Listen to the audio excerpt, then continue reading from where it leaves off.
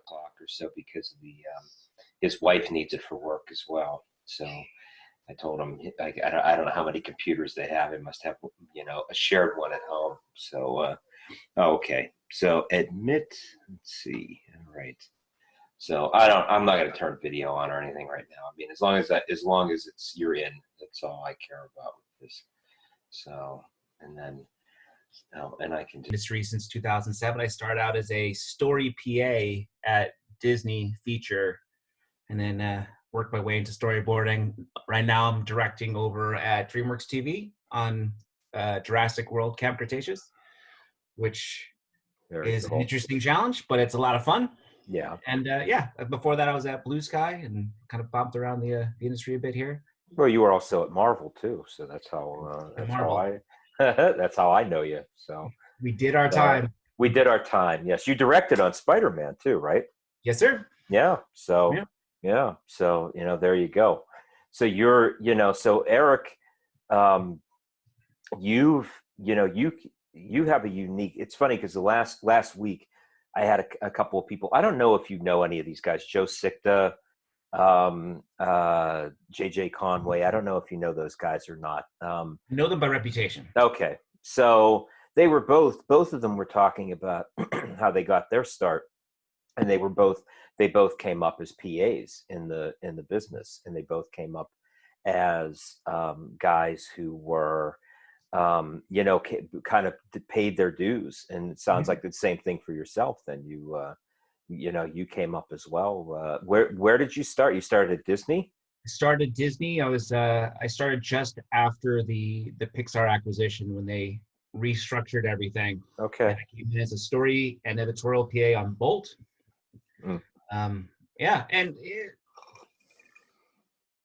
I know a lot of board artists, a lot of directors who started that way. It's generally frowned upon in most studios, though it seems like that trend is changing. Yeah. But it's like everything's a hustle, Yeah. I mean, but everybody has to get their foot in some way, shape, or form, Yeah. And for me, like I didn't go to a visual arts school. I didn't go to Cal Arts. I didn't go to Ringling.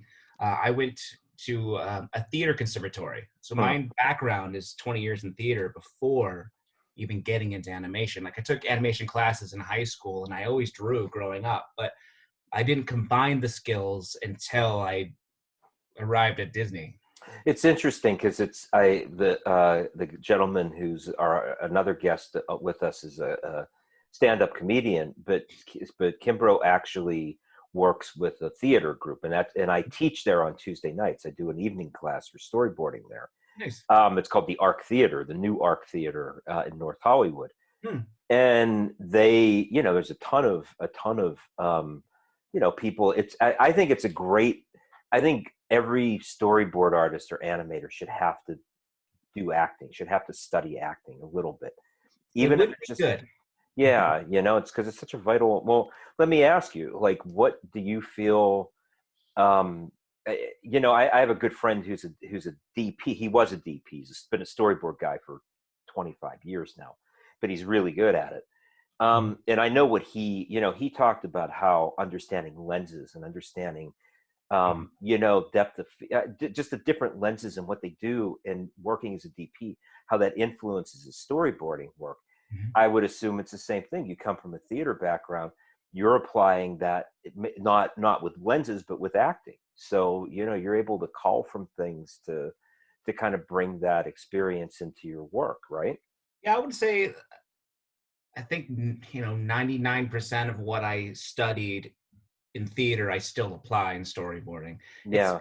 It is very much about what is going on inside. It's a different take. It's a different point of view because I focus more on the character side of the storytelling versus even though the composition side is an incredibly important part of the tool set. Yeah. But there is so much that a character can convey about how they feel to the audience that is nonverbal. Just through the set of the shoulders, the set of their eye line, the set of their jaw. And these are important things that help communicate the story and how the audience should feel about it. Because we do actually, especially in the visual medium, the storytelling is far more conveyed through the visual tells than through the oral tells, I guess is the proper word for Yeah. it. So more about what you show than what you say, you know? Yeah. And it also, coming from that point of view, if the story is character based, knowing what the character wants and what they're willing to do and what they're going to go through, how they're going to attack an obstacle, helps tell you where you're supposed to set your camera. Yeah. Well, I think, and it's great advice. Like I think for a lot of people, they tend to think like, oh, well, I can act, I can put my stuff in the, I can do, look in the mirror and kind of act off of things, which is what everybody does. But I think that there's, I've done some seminars with an acting coach. Her name's Rachel Baylett. And, the exercises that actors do are much different than the things that we're taught to do. As we're just visual as animators or storyboard people. You're just looking at your expression but she's really talking about getting into the character and really having empathy and understanding of what's going on. And I do think that there's something deeper that we don't really, I think the really great animators can touch on that stuff. I think that in storyboarding, it doesn't get as much play because a lot of storyboard artists aren't animators or aren't trained in animation. So the acting part of things really gets kind of moved to the side a little bit, where I think, it's something that really needs to be focused on and worked on as much as composition, as much as drawing. Do you agree with that? Do you find that? I absolutely agree with that. There's a lot of, it depends on trying the best way to explain it, because in TV, the pace is so fast and the emphasis is so much on the script, because the script has to go through so many levels of approval that by the time it gets to the board artist, it's basically, it's dogma. Yeah. So there isn't always a lot of room to play inside the moments to convey the story to the characters.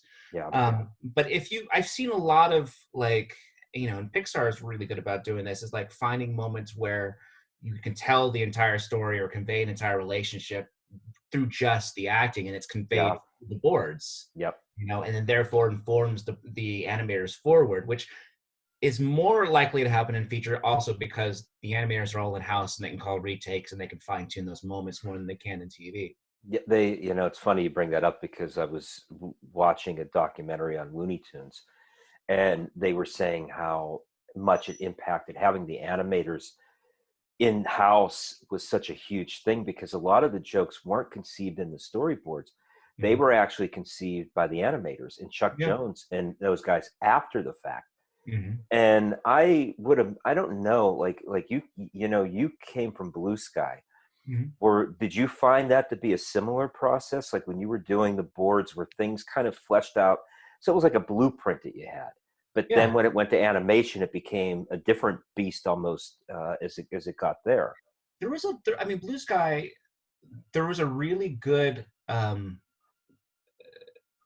relationship between story animation and Blue Sky, because a lot of that discovery work came in kind of as it kind of came together between the two departments. Like we would do a lot of explorations in story, and then we would the supervising animators for the characters would come and sit with us, and we'd chat through who this character is and why they do, and they would take it, and they would go do animation tests, and then that would inform what we were doing, because we'd see oh, that's a great idea, because there's a lot of gags in Blue Sky movies and a lot of moments in Blue Sky movies that were conceived just as an animation test for the rig, and it was just such a great idea, oh, we have to incorporate this in. Completely change how we felt about a character, and I think that makes a big difference, like understanding the characters. Like right now I'm actually going to work on a show at Titmouse, and it's like literally I'm starting on Monday, but I asked them to send me the script and send me the stuff so I could kind of get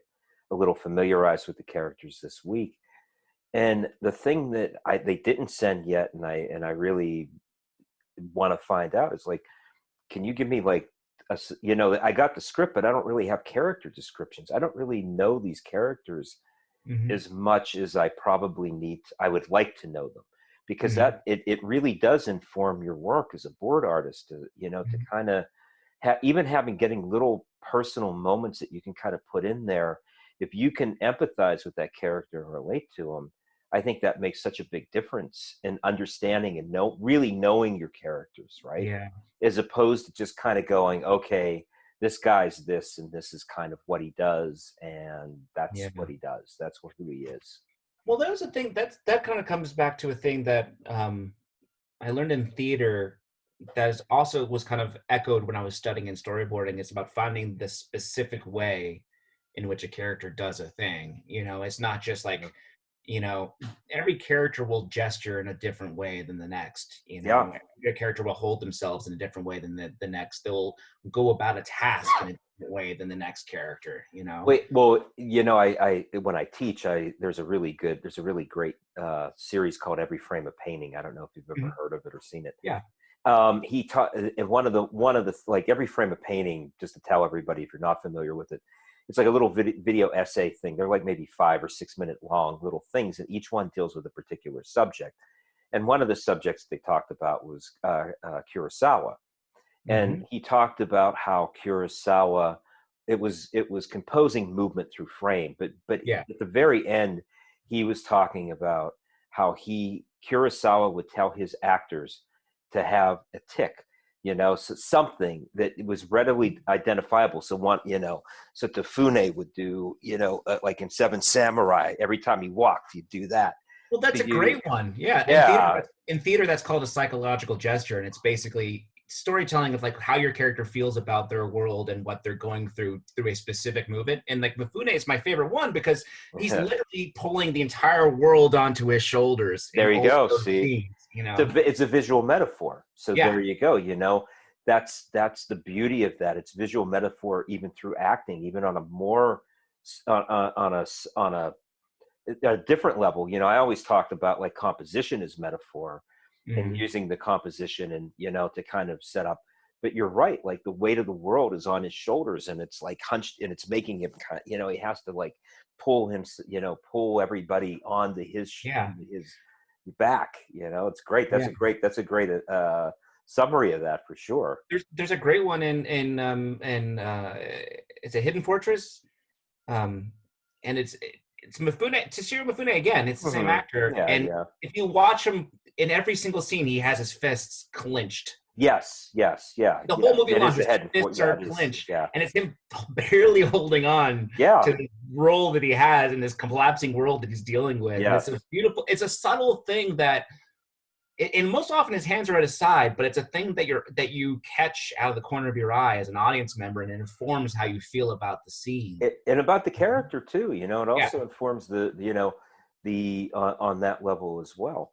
Now, like having said that, so when you're doing acting for your boards, when you're putting, because I know what I've seen plenty of your stuff when I was at Marvel. Your acting was, I think, always top notch. Like I think it went above, like the thing that I think that separated, you could tell that you had come from an animation background or a feature background. I always felt, because the expressions and the gestures were never were always nice and subtle. They weren't you weren't going, they always felt right for the moment in what you were doing. Like it was great stuff. I thought it was very cool. So I guess the thing that I would ask is when you're boarding, are there differences that you feel when you're doing a feature and doing television board work? Do you feel like there's a difference between the two besides time? Not as much. It depends. I think it's more about like the style of show than anything else. Because on a 2D show, they try and use your poses as keyframes a lot. So I try to be a little bit more discerning with the posing, because it depends on like how many poses they can get in there, and if like they don't have as much control over like the timing, because like the timers might change the timing. So when I was starting out, and I would do a lot of poses in 2D, especially like in like Ultimate Spider-Man. There's a lot of times where I'm like, oh, I really wish they hadn't used that as a keyframe because that's all they would use and they wouldn't explore it. But like on Camp Cretaceous,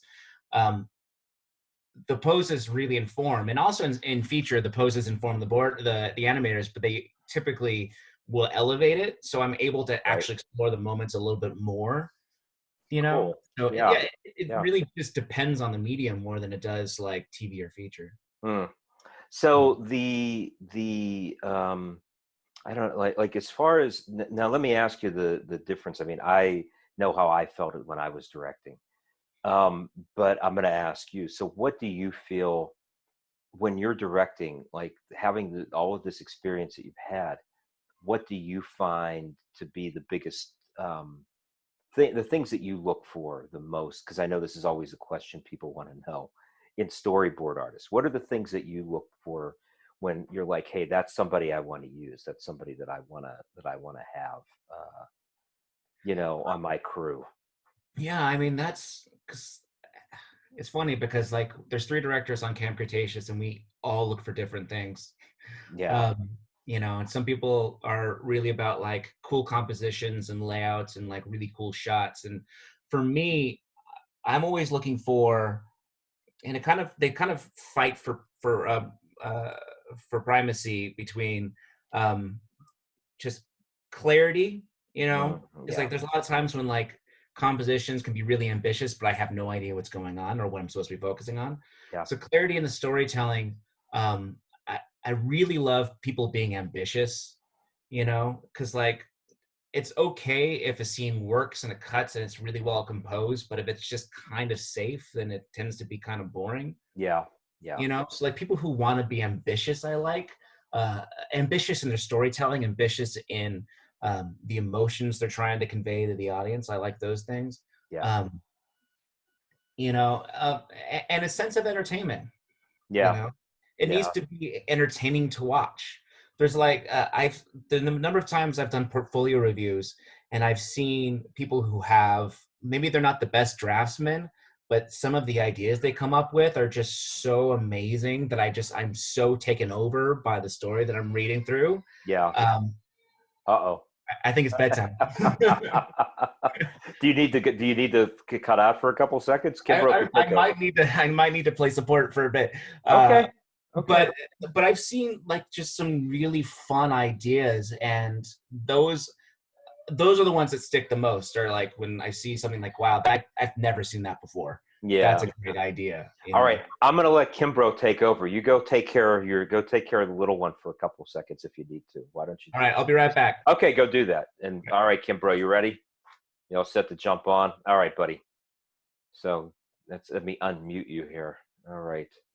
So, oops, let's see here. You're on your Kimbrough. Okay, there we go. Oops. Did I unmute you? I can't unmute you. I don't know why. There we go. Okay. Oh, wait a minute. Hold up. Oh, there. Can you hear me now? I can hear you, but we got feedback from you though. Yeah. Hold on. Let me see if I can turn this. Kimbrough's trying to do a really professional job to make sure that this. Can you hear me okay? Yeah, I can hear you very well. And there's no feedback? Nope, no feedback. Okay, good. Yeah, so we're good. So, were you listening to what Eric was saying? I see you were kind of sitting here when he was talking. Can you hear me? Hold on 1 second. Okay. Can you hear me okay? Yeah, I can hear you. Okay, good. I can hear you too. Yeah, you're a little bit, but now you're a little bit, it must be the microphone and the headphones. They're a little. Oh, yeah, it's a little bit delayed. So yeah. So I can hear you and see you fine. You sure? Okay. So anyway, so Eric was saying about like, we didn't really get into pitching stuff, but I'll kind of bounce back and forth to you now. So let me ask you a question here about when you're pitching stuff. Like a lot of times people will feel nervous when they get up in front of an audience or in front of, in front of somebody. How do you deal with that? How do you deal with stage fright? Well, you want to use that nervousness to your advantage. You actually want to be a little bit nervous, a little bit intimidated, because that kind of puts you on your toes. Your adrenaline is going and your endorphins and the dopamine in your head is firing off, and you want to use that to your advantage. If you don't have that, there's something a little bit wrong. You still got a little bit of echo of me? Hold on. Let me just kill the phone here and that should all go away. Let me just leave this one. Okay. Oops. All right. Well, okay, until we get Kimbrough back. So technical difficulties. But the thing that I think when it comes to the pitching, that I've always felt is that, you talk about seeing, picture the audience naked or picture them, whatever. I don't really feel that way. I feel that you have to be, you'd have to have some confidence in your material. And I think the more confident you are in the material, usually I find the better the pitch will go. And Kimbrough, you back? I can't hear you. I need to unmute you. Okay. Let's see here. Where are you here? I need to find you. Let's see. Where are you, buddy? I'll get you. Let's see. Now, why is it not? Let's see. There we go. Okay. Hold on. Where are you? I don't see you in here. How weird. Oh, there you are, Arc Theater. Okay. So sorry about that. Can you hear me? Yeah, I can hear you. Okay. All right. So I'm trying to be fancy with both the phone and the laptop, but what happens is the microphone feeds into the speaker of the laptop, and so we get that feedback. And then it's all good. We're all, it's all, this is all just people talking and having a good time. So what I was saying for myself while you were getting yourself situated is that, when I'm doing a pitch or teaching or anything, the more confident I am in the material, the more, usually the better I do in the pitch, or when I'm talking to people, as opposed to when I'm not confident. And I think I told this story to you. I had a pitch at Disney, and it was my own project. And the pitch prior to that, the studio was very interested in the subject matter. They were very interested in doing a show or doing something. And when I went into the room, I had not prepared well. My wife we just had twins. I didn't have much sleep. I was on fumes. So I didn't prepare the way I wanted to. And when I went into the room, I got thrown immediately, because I was sitting with all of these executives who I knew they were very interested in the show, and I froze. And I actually, did not do a good job pitching. I was like Ralph Cramden, humana. And, I made a ton of mistakes, and the show didn't get picked up, and, they passed on it, and I blew an opportunity, and, probably made myself look bad in front of those people doing it, and sometimes it takes a while to recover from that. But anyway, having said that, over the years, the lesson that I learned with that was you can't be you can be nervous in a pitch, but you can't let it show, or you have to have some confidence, and you have to find something to grasp onto to be confident about. Do you find that's? Preparation is one of the key components for anytime you're doing any kind of presentation in front of any humans, whether it's stand-up, it's pitch, it's teaching, whatever. Like, if you know your material inside and out, that's the one thing that's not going to stump you, and that's not going to distract you. Nobody can blow any holes in your material because you've got it down. Having said that, it's still a conversation. Yeah. So you're basically, you're having a conversation with another group, which is an individual. And when you're talking to somebody, you want to be engaging. You want to be someone who's likable. You're trying to establish a rapport and build a relationship of likability. And now that likability could be you, the person, and the project comes along because they like you, or that likability could be the project because it's so brilliant and it's so creative, or the likability could be not you or the project, but the way you pitch the project. It's like, I don't like Kimbrough and I'm not really excited about the project, but the way he pitched it makes us want to like get involved with it because it was really cool, or it was funny, or it was dynamic, or whatever. If you can put all three of those together, then your close ratio is going to be really high. But as a comedian, the first thing I want is the audience to like me. And so I am going to read the audience. There's like this pre-show murmur that you get when you're backstage and you look out and you kind of like see who's out there, get to know who's out there a little bit. And this all happens in a fraction of a second because you only have a fraction of a second to gather as much information about the audience as you possibly can. Yeah. As you're doing your material, as you're doing your bits, you're kind of like looking at people and you're kind of projecting what you think they might like about what you're saying, what you're about to do, or just like you. Because what I have found is when they like me, I can get away with murder on stage. So, all right, I'm going to ask Eric, if you want to, why don't you join in with this? Because you've done a ton of pitching, I'm sure, at Blue Sky. You know, we're just kind of talking about pitching stuff right now. So, you know, whenever you did your pitches at Blue Sky, let me see. Do I need to unmute you? I guess I do. When you do your how the hell do I? There we go. So when you do your pitching at Blue Sky, you kind of had to, you know, you had to pretty much sell yourself and sell your scene as well, right? When you were doing everything, that's a vital part of the process, correct? Yeah. Yeah, I try and make the pitch seem like the way I hope they're experiencing the actual movie. You know? Like try and give it the same kind of like energy and entertainment value if they were actually watching it play out on screen. That's and it's I mean, you want to sell the idea, you know? Yeah. And like being excited about something and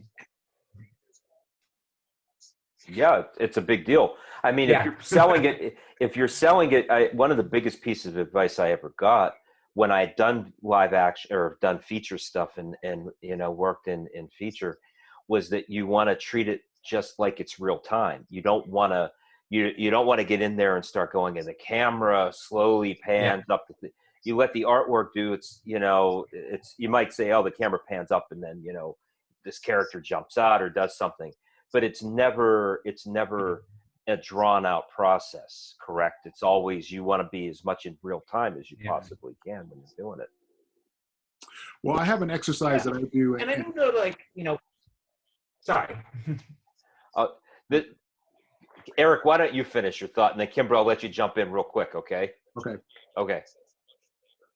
Go ahead, Eric.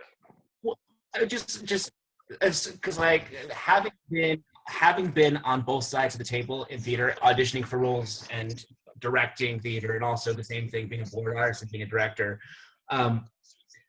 there is a perception on the one side when you're trying to sell yourself that you're being judged and it's really intimidating.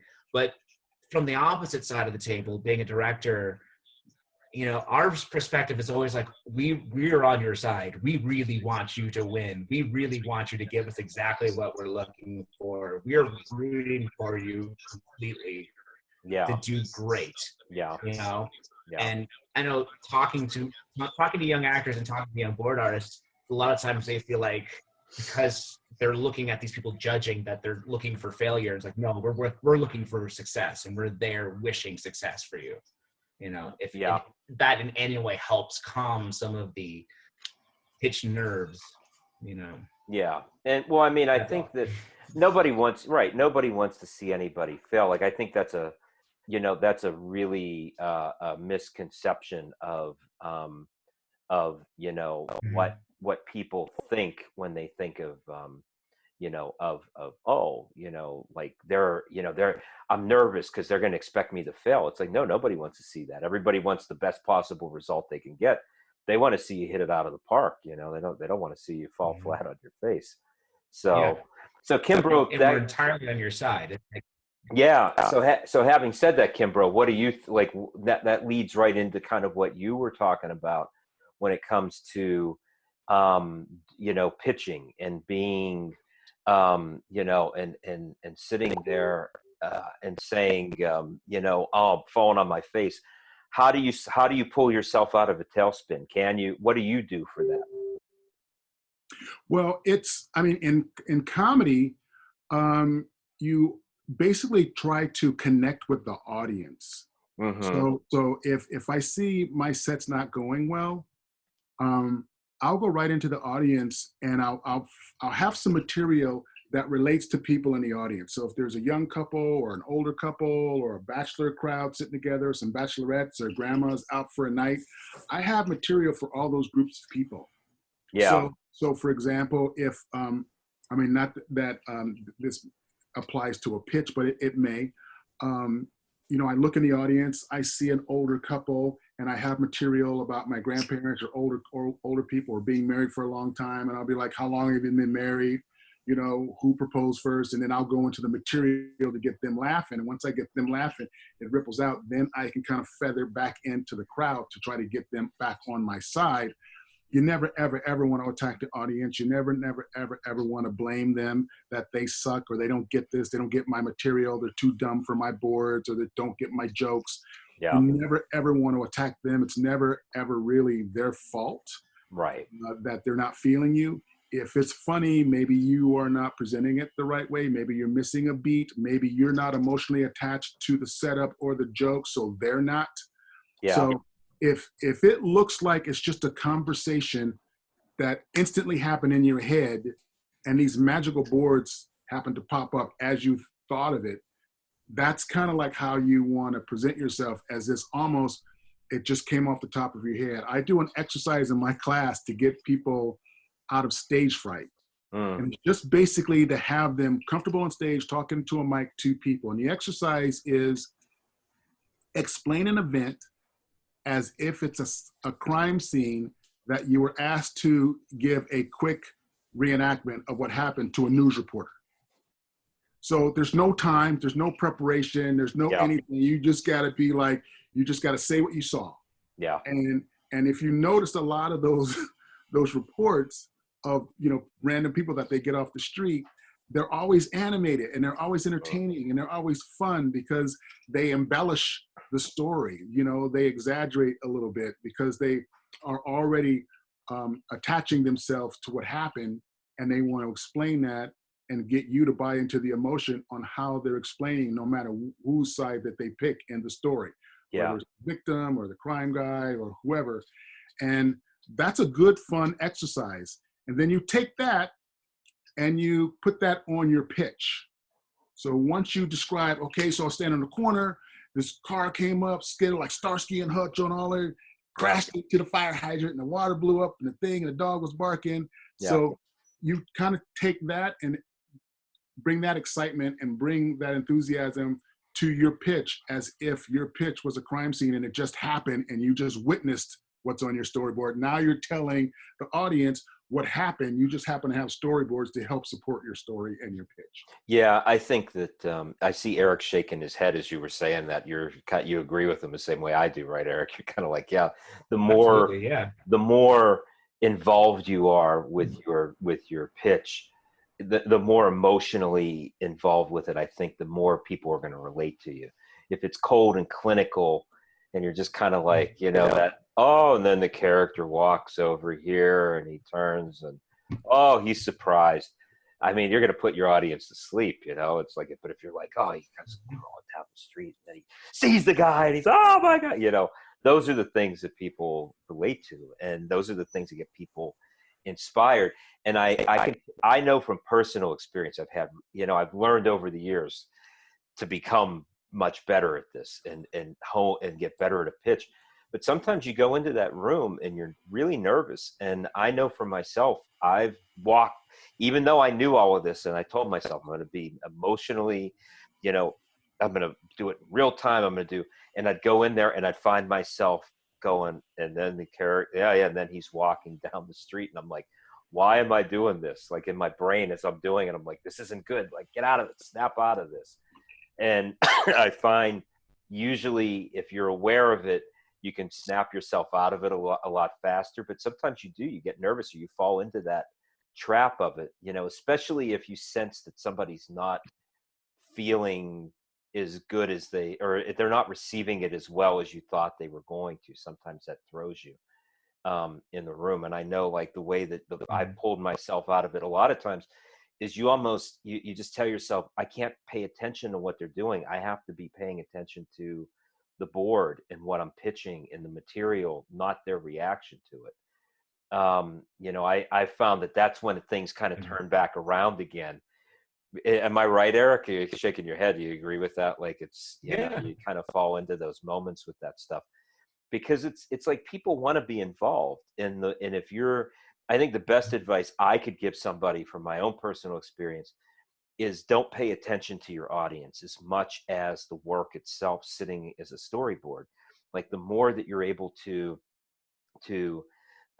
focus on the work in front of you and the story in front of you, that will resonate with them. If they're almost invisible at a certain point. They become you know, that you're just kind of, you're more focused on telling the story than you are about impressing anybody.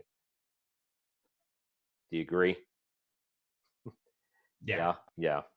So. Yeah, absolutely. And like the more you give your pitch, the more it'll sell it. Because if you give it a low energy kind of disenchanted pitch, you're basically telling your audience that this isn't a good thing and it doesn't really matter and it's a waste of your time. You know?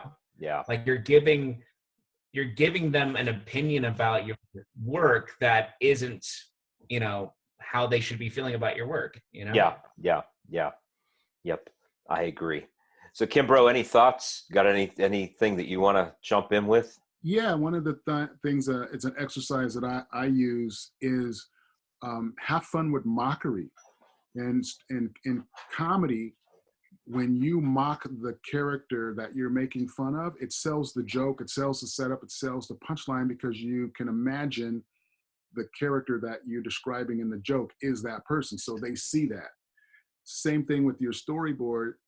If you really want to have some fun and have a little bit of a mockery with your characters, like, be that character and be that voice and mock them a little bit. I mean, they're your characters or someone else's characters that you have to bring to life. And it's almost like, you know, the little kid who's playing with all their toys by themselves, and they're kind of like, and then, you know, the rock band comes in, and then here comes the fairy guy. Like, have fun with doing voices for the different characters, because it shows that, you know, you're really, really into the story. You're really into the characters, kind of selling it. So you can kind of come in and out of that, be yourself, pitch, but then have some fun, be comedic, mock some of these characters that you want to set your scenes up for. And I found that that really does help in my stand-up if I mock the character that I'm making fun of in the joke. And you know, the same thing can apply here, because I can literally see the audience engage and pull into me when I do stuff like that. Yeah. If I do an Arnold Schwarzenegger, you know, voice, you know, just to sell the joke. Now, I'm not an impersonator. Right. I don't do an exact Arnold, but just to be close enough to sell the line, they get it, they sell it, they laugh. Yeah. So sprinkle it. You don't have to overdo it, and you don't have to be over the top. But if you find a couple of characters that you know are really dynamic and compelling, and, you know, are setting up a punchline or a scene that is the punchline, that's your time to, like, in your pitch, maybe to sprinkle on a little mockery on that character, just to make it fun for yourself. When they see that you are having fun pitching the story, they're going to have fun listening to it, because they could see that you're no longer nervous. They could see you're comfortable and secure with what it is that you're pitching and what you're selling, and you're actually having fun. And if you were to get hired and do this, you would be a fun person to work on it, because you're already, like, eyeball deep involved in these characters. So very cool. Great advice. That's great advice. I wanted to say we have another guest that's popped in here now, JJ Conway JJ, can you hear me? Yes, can you hear me? I can hear you. Would you like to join us? Sure. Okay. You always have insightful stuff. Can I unlock your video? Are you... Yeah, sure. I don't know if my Okay. camera's going to see me at all. Okay. Well, Let's find out. If you can, if you can't, it's okay too. We can hear you. Whoa. Wait a minute. JJ's just gotten done killing a bunch of people in the graveyard. That's true. I got to figure out how to get it, get the front-facing camera. Oh, it's okay. We can hear you. I can always. You can turn your camera off for right now. We can hear you. Do you know? I guess you don't. I asked Eric already if he knew you, and he said by reputation. So JJ was gracious enough last week. He was on talking, and he's here again tonight. He is the director on Rise of the Teenage Mutant Ninja Turtles, and he always has really insightful stuff. So it's always nice to have you here too, buddy, to talk. So, you know, I assume you've been listening to some of the stuff that we've been talking about with pitching and boarding. Do you have any thoughts about it? Anything that you wanted to add? I'm just taking notes. Okay. All right. Yeah, no, like on our show, we pitch our storyboards, but you know, I've never actually done a full like series pitch or anything. Yeah. Anything important like that. Anything big and fancy. Yeah. So someday, buddy, someday, it won't be too long. You'll be doing that. You'll be one day. One day. So, all right. Well, I'm going to ask Eric since he's because I don't know how much longer he's going to stick around because he has a little one that he has to get back to. So I wanted to ask you because JJ, we can talk about this in a couple minutes, and Kimbrough, we can talk about this after these guys. Oh, there you are. There you are. So hi, JJ. So I wanted to know, Eric, from you, like, do you want to talk a little bit about your boarding process and the stuff that you kind of do that you think might be of interest to, you know, to some of these fine people that are listening to us out in TV land, Zoom land? How do you mean? How do you mean? How do you approach, you know, you and I have already talked about, you know, when we worked at Marvel, we always talked about story being king and really focusing on intent, focusing on you know, the story itself and finding intent within the story. What I usually tell people when I'm doing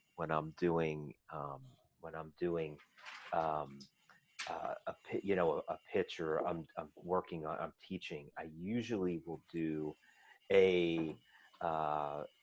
I'll sit down with the script and really find the intent. JJ, we've talked about this. JJ talked about this last week, where, you know, you really try to spend time with the script. And I know that you feel the same way, Eric. Like we've talked about, you know, once you kind of know what the intent of a scene is, it becomes a much easier thing to storyboard, correct? You're kind of, you know, so I guess for myself, my process is usually that's how I begin.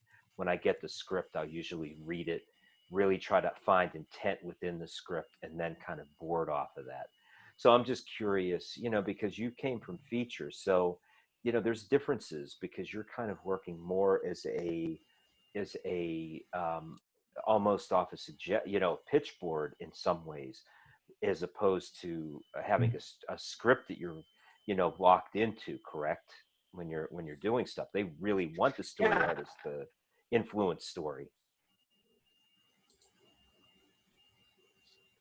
Yeah, we would go back and forth. I mean, sometimes we'd have the script, sometimes we would just have like a general conversation about how the scene should play, you know, or what the scene is about, and then we would just go and write the scene ourselves and board it ourselves. And there's a little bit of that allowed on the show that I'm on right now. We'd have a lot more freedom to kind of explore some of the moments and explore tone.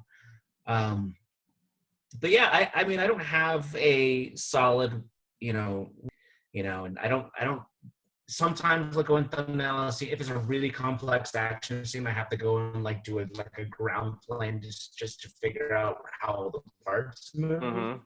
But if I was going to give myself like an actual process, like I would just, you know, take the script and I would kind of work on the macro sense, trying to see what is the tone of this episode, overall? Is it like upbeat? Is it mysterious? Is it exciting? Is it over the top action? Is it slow character piece? And then I would try and drill down into each of the layers of this, like from, you know, once we establish tone, what is the idea behind it? Who's the central character? What is it that they're struggling with? How do they overcome it? And I would just go deeper and deeper and deeper on each pass. You know, I would write notes to myself. I carry around like a notepad, and I would write down anything that comes to my head, any little shots of inspiration. You know, it's I try and make sure that I give myself time to think about it. You know, like I always try and build in time to when I'm trying to lay out my schedule for how I'm going to get the assignment done. I always want to make sure they have time where, like, if I pick up the script, unless I have like a, you know, blast of inspiration that I have to draw it now, I usually pick it up, I read it through, I put it down, I walk away. And just kind of let the idea kind of sit and marinate on its own. You know, like I'll go for a walk. Because the nice thing about Dreamworks, beautiful campus, you can walk around forever, you know, or I'll go for a drive and I'll think about it. And then I'll write some notes, do some sketches, walk away, you know, just kind of let it work its way through, you know, instead of trying to, like, you know, really try to avoid forcing anything from happening, you know. It's like I mark down, these are the moments, these are the things I really focus on, because these are the moments that these scenes are about and these moments are about and this episode is about. And then I kind of just let the whole thing kind of discover itself. Because I find if I try and force a scene to happen, then those are usually the scenes that get the most notes. You know, those are the scenes that get the most revisions. Versus just kind of exploring it and let it discover itself. I agree. It's I think for myself, like, but it seems to work. No, it's true. Sometimes it's like sleeping on it. You know, it's that's the advice. You know, sometimes you'll go to bed, you'll agonize over a scene or a sequence that you can't quite figure out. And then you wake up in the morning and you have a great idea. You know, it's that stress of like trying to come up with something as opposed to just letting it come to you. So I have a question, and this is from from Arthur. I got a lot of ideas.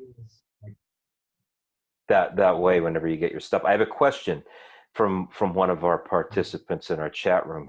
He's asking, his name's Arthur, and he's asking, is there such a thing as overacting during a pitch? Have you ever? I would say yes. So yes, big time, right? I've seen a lot of pitches where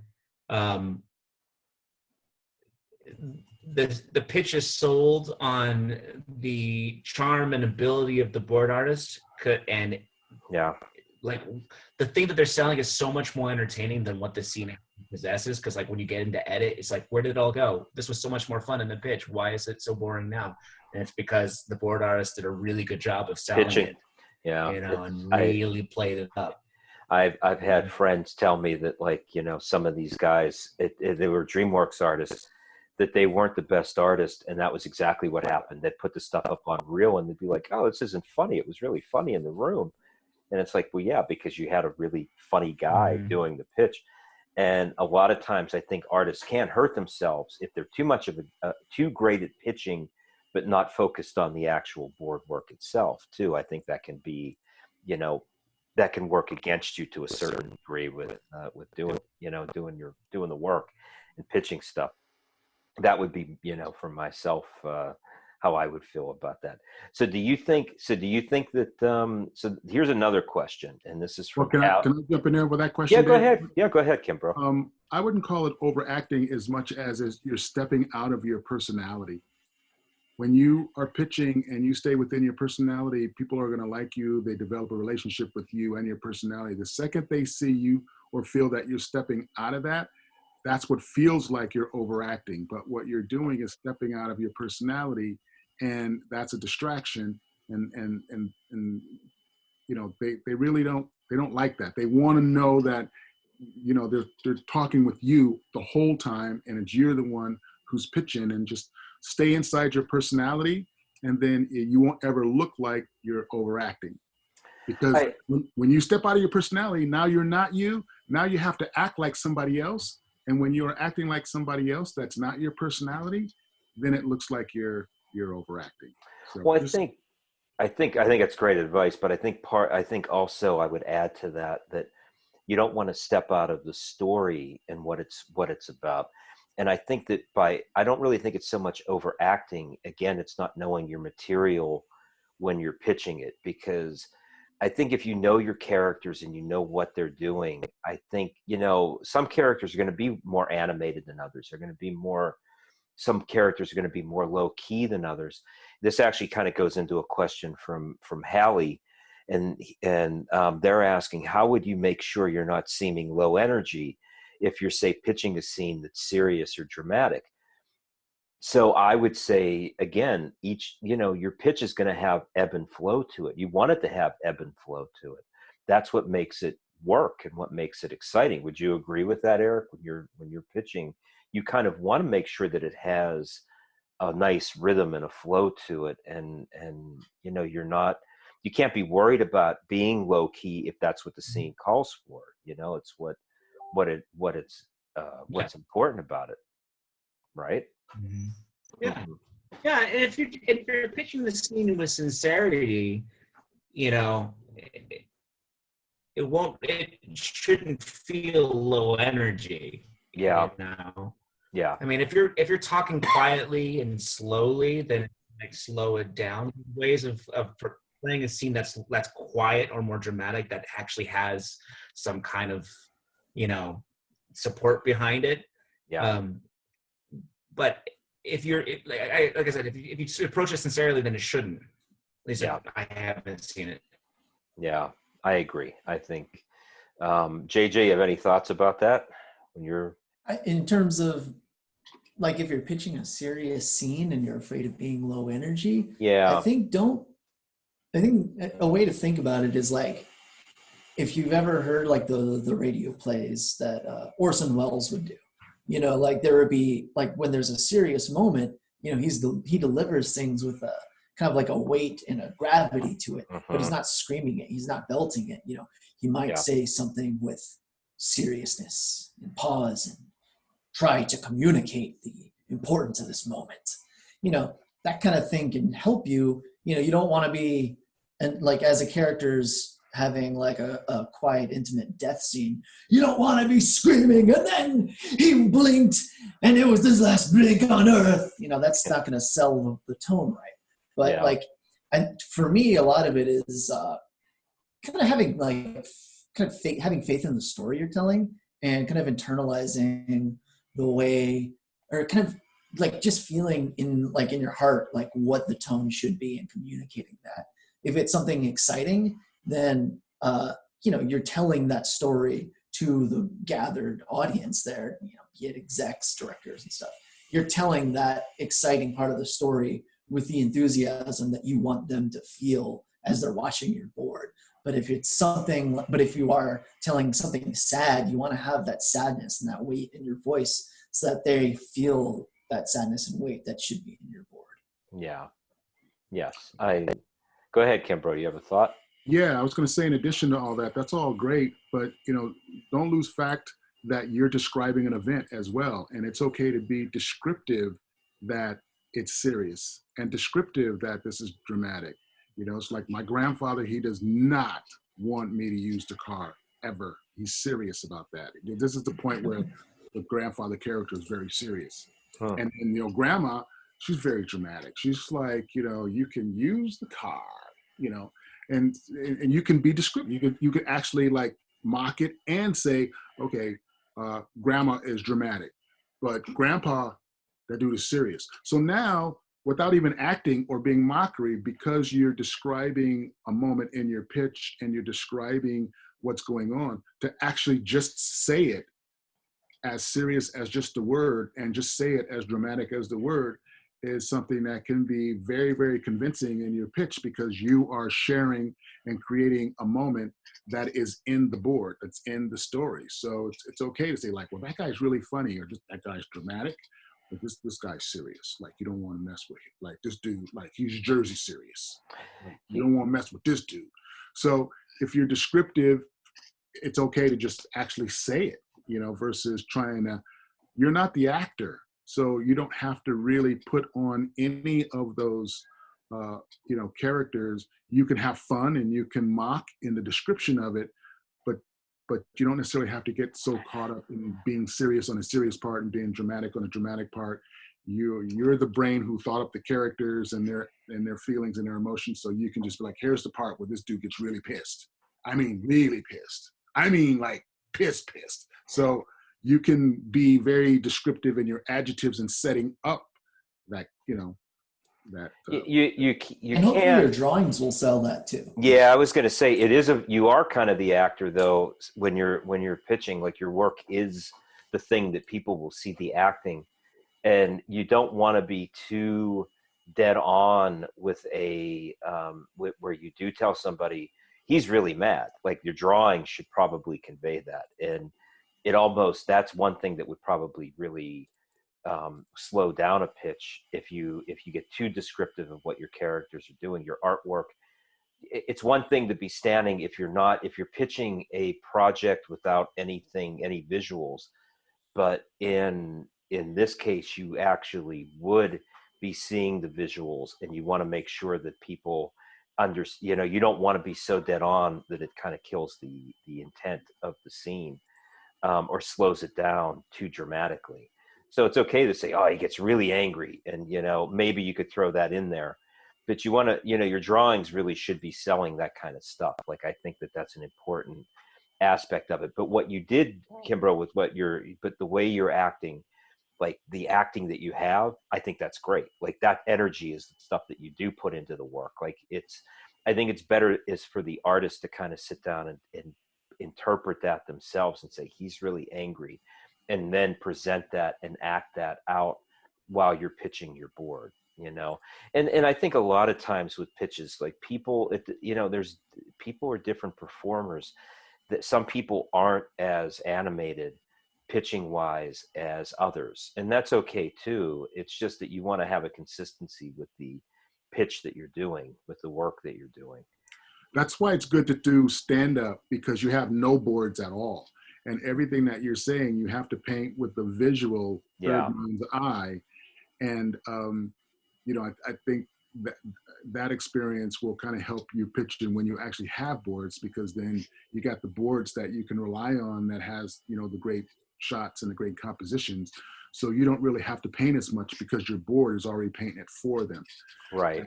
But when you're out there and you have no boards and nothing, then you're going to rely on being a little bit more animated and trying to paint an image in their mind to try to sell your concept. Because a lot of pitching that happens in comedy, there is no boards at all, which is why I'm excited about, learning a little bit more about how to do boards, because that's very, very exciting. Yeah, it's a different, it has a little bit, but there are a lot of similarities to this stuff for sure. So Eric, I was gonna ask some of the people. There's a chat icon. If you guys wanted to ask some more questions before Eric leaves, before he has to take off, is there anything that any other questions you want to ask him that I can relay for you? And as I'm saying this, Eric, thank you for doing this. Thanks. It's fun. I love doing these. So it's always nice. Everybody kind of gets a lot from it when we're doing this. So it's always a good thing. Let's see here. Okay. Let's see. People are just saying thank you. Amazing answers. Thank you. So is there anything that you'd like to? Let's see here. I asked before if you guys could tell us any good exercises for storytelling and storyboarding that we could do daily. Arthur wanted to know this. Trying to think back to some of the exercises we did. There were some a couple of fun things that I did when I was a trainee, where you would just have somebody send you a random Google image, just some kind of stock photo, and your job was to draw the next 5 drawings to tell a complete story. So like that photo was the first beat of the story, fun. And you would draw the next, just not like fully animating out the story. It's just like you get 5 panels to say this is the beginning, the middle, and the end. That's great. Tell that story, That's great. It was a maddening challenge, because you also were really limited in Yeah, you had to tell the You story really quick. had to nail the composition because you had to tell an entire story, and like you couldn't just keep cutting and just adding poses. So No, it was a really good exercise that's great. for just really getting to the point, and Yeah, also just coming up with a clever answer to a story problem. yeah. And then there was another one where you had to pick. These are Disney exercises, so obviously they said like Disney characters, but you would have to take a Disney character or choose any characters you want and draw 100 acting poses. You know, Wow. That's, which yeah. that sounds easy enough, but after you get past like 25, Oh you're no, like, that's I hard. am tapped out on what Yeah. else could this character do. So it kind of forces you to think into very specific things about these characters. So That's great because the one is more focused on the first exercise is storytelling, composition, making sure that the story kind of links in a very quick amount of time, telling your story very concisely. And the other is actually the nuance of acting and really hitting acting beats. I think that's fantastic. That's a really great little suggestion. JJ, do you have anything? Something I do when I'm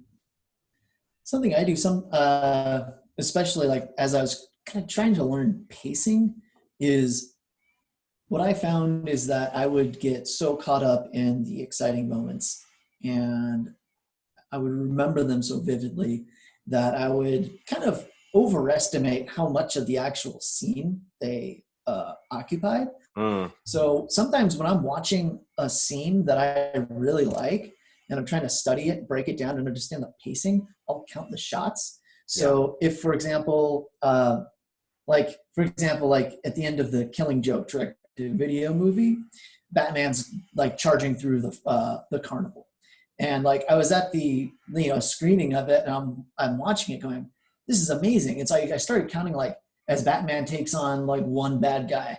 I'm like, how many shots is this? It's 1, 2. Oh, we're already on to the next thing. All right, 1, 2, 3. Oh my God, we're already on to the next thing.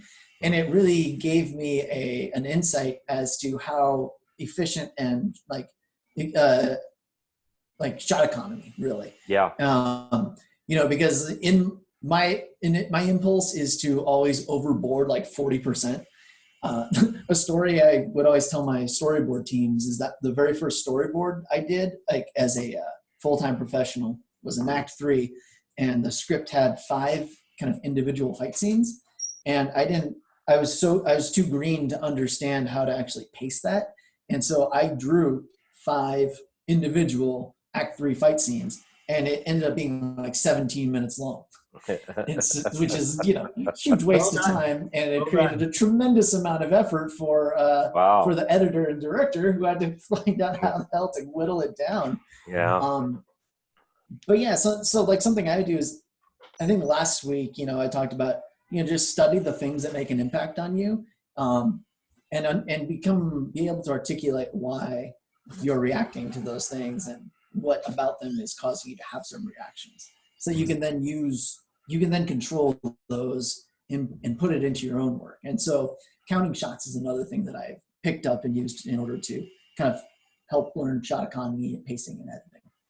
One of the things that I teach is introductions to characters. I mean, when you think about any great film, Raiders of the Lost Ark or Star Wars or The Godfather, the characters, Pirates of the Caribbean, the introductions to those main characters are so strong and so well crafted that you really know it almost makes the movie an instant classic just because you've introduced the characters so well. And conversely, I mean, I've seen a million films, you guys have too, where the characters just aren't interesting, and I don't care what, and you don't remember them. You don't remember, or it's not a great setup for what it's about. So I think what I would suggest is, like, even if you can do it in 10 panels, 10 drawings, introduce a character, like something that's a personal thing of yours, even a character that and try to really come up with a great introduction to that character, and really look at like how Spielberg introduces Indiana Jones. how Scorsese introduces Travis Bickle and Taxi Driver, or Coppola, with Vito Corleone and The Godfather. Those are great. Captain Jack Sparrow in Pirates of the Caribbean. Study them and see what do they do to set those characters up, and really try to define your character in like 10 panels or less, to get to the essence of what your character is about. So I would suggest that for my, I think that's a good exercise to do. I don't think we put enough effort into that a lot of times when we're introducing characters in TV shows. I don't think we pay as much attention to that. We just kind of go with what the script gives you, and you kind of go with it. And I think we sell ourselves short sometimes with that. We don't put enough effort into that. So I would suggest that is an exercise to do.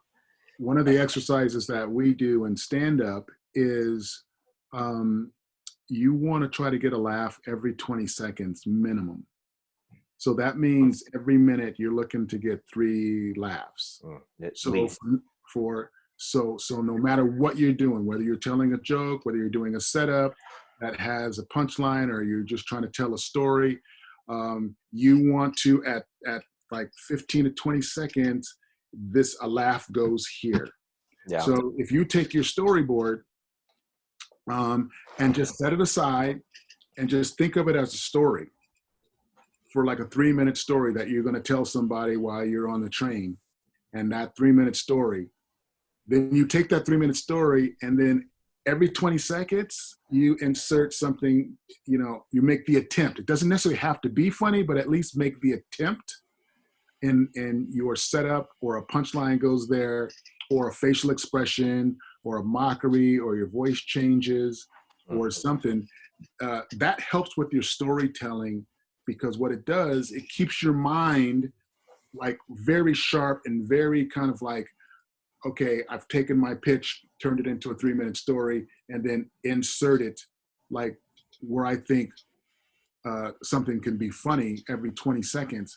If you do that exercise, and then whether it's funny or not, or you get to laugh or not, when you go into that room to pitch, you'll know your story inside and out. You'll be so comfortable with it because you've literally looked at it and tried to make it engaging every 20 seconds, as if it were a stand-up comedy routine. Mm-hmm. And you may not want to present it as a comedy routine with a laugh every 20 seconds, but what it does, the exercise forces you to open up your mind, be creative, learn, and embed the story and embed the material. So if nothing else, the story inside and out, and in knowing it in that detail, you're super comfortable, you're super confident, and you never know. One of the things that you think of, could be something that where you get a laugh, or you get their attention, or you get them to think that, oh, wow, this is a pretty compelling pitch. This is a really great story. And then, the boards speak for themselves, but at least you have your mind wrapped around your material from an exercise of just taking that 3-minute story and turning it into kind of a stand-up cadence, if you will. Sure.